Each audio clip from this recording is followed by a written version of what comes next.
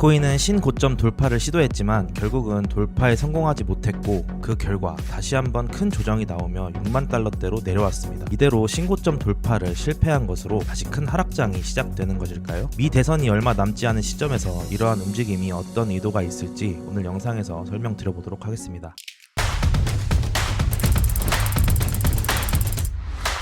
네, 반갑습니다. 차도남입니다. 우선 지난 영상 관점을 좀 복기를 먼저 해보면 여기 70K죠. 이 선인데 여기를 돌파해 줄 것 같다. 네, 이렇게 말씀을 드렸었고 관점대로 여기 70을 뚫고 신고점 근처까지도 위협을 하러 올라갔었습니다. 그 이후에 신고점은 넘어서지 못한 채로 이렇게 조정이 먼저 시작이 됐고, 그래서 오늘 영상에서는 좀 단기적인 관점, 현재 차트의 흐름이죠. 이 조정이 어디까지 나올 수 있을지에 대한 내용을 위주로 설명을 드려보려 합니다. 그럼 내용 시작하기 전에 구독과 좋아요 한 번씩 부탁드리도록 할게요. 자, 먼저 현재 차트 흐름을 좀 살펴볼게요. 기술적인 분석을 갖다 붙이기 전에 우선은 아주 심플하게 차트를 좀 보자면 여기서부터 시작된 상승 추세의 흐름이죠. 이 상승에 대한 조정이 이렇게 나왔었고, 다시 여기서부터 이렇게 상승한 거에 대한 조정이 이렇게 나왔고, 자 그러면은 여기서부터 상승한 거에 대한 조정이 이렇게 나올 차례가 아닌가, 저는 일단 그렇게 생각을 좀 하고 있습니다. 물론 이번에도 이렇게 약하게 조정만 주고 다시 올라갈 수 있겠지만 결과적으로 이번 하락의 기울기나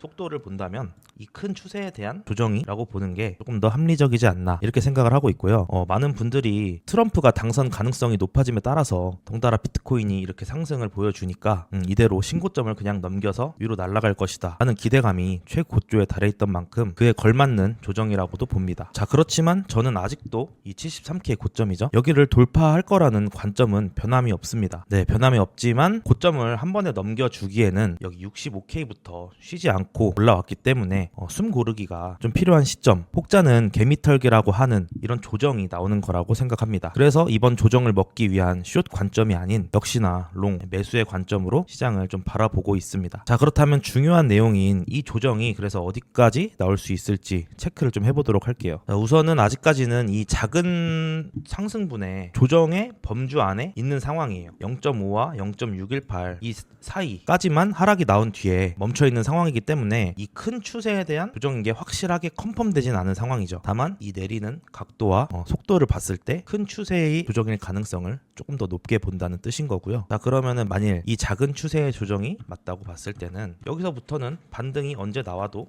이상하지 않은 상황이겠죠. 이 작은 추세의 피보나치상 0.618 구간이 68.4K 대략 이 가격대이기 때문에 저는 이 가격을 이탈하는 순간 큰 추세의 조정이 어느 정도 확실해지지 않나, 이렇게 생각을 하고 있고, 그럼 큰 추세에 대한 조정도 봐야겠죠. 물론 여기서부터 시작된 이 추세에 대한 조정을 여기서 한번 줬지만 이 큰 추세에 대한 조정은 또 따로 나올 수 있다는 거, 이렇게 생각을 해보면 첫 번째로 우리가 예상해 볼 수 있는 구간은 뭐 이런 가격이겠죠. 0.382 구간이 68K, 이 가격대를 한번 예상을 해볼 수 있고, 만약에 이게 하나의 A 파동이라면 이런 데서 반등을 주고 이렇게 C파동, A, B, C로 하락을 하고 다시 상승을 할 수 있는 그런 그림을 좀 예측을 해볼 수 있을 것 같습니다. 그렇지만은 여기서 이게 저점이 다져진 게 아니라 추가적으로 더 내린다면 이렇게 반등이 나와도 조금 더 깊게 빠질 가능성도 배제할 수는 없겠죠. 물론 중간에 이런 반등을 주면서 내리겠지만 이런 꽤나 큰 하락, 618 구간은 64.5K죠. 이런 큰 하락이 나올 수 있다는 가능성도 염두를 좀 하고 있어야 된다고 보고 있습니다. 피보나치를 통한 가격 예측은 여기까지만 하는 걸로 하고, 제가 지난 영상 새롭게 꼭대기끼리 그었던 추세선 기억하시죠? 여기를 돌파한 이후에 신고점 돌파를 실패하고 이 관점으로 본다면 지금 가격은 이 선을 리테스트를 하러 왔다, 이렇게 볼 수도 있는 그런 상황이죠. 그렇다는 거는 뭐 피보나치도 좋고 다 좋지만 제가 봤을 때는 이 선을 지지를 해주는 움직임이 계속 보여준다면 여기서 조정이 마무리되고 한 번 더 상승 추세를 이어갈 수 있지 않나. 그래서 저는 현재 나와 있는 이 움직임 굉장히 긍정적인 신호로 해석이 가능하지 않을까, 이렇게 생각을 하고 있고, 현재 우리가 가장 중요하게 봐야 할 것은 이 선을 이탈하는지 아닌지, 이 선을 확실하게 이탈을 하고 나야